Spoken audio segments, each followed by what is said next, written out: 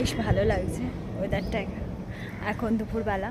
Naturally রৌদ্র থাকলে video করতে খুব কষ্ট হয়, এখন রৌদ্র নেই। আজকে একটু আগে বৃষ্টি হচ্ছিল, তো আমি রেডি হয়ে আস্তে আস্তে অলরেডি বৃষ্টি শেষ।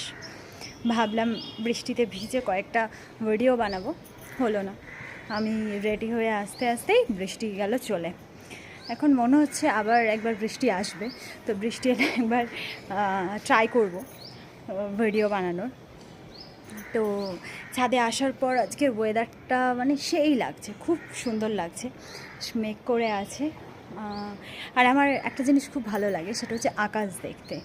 আকাশের দিকে তাকিয়ে থাকতে আমার খুব ভালো লাগে।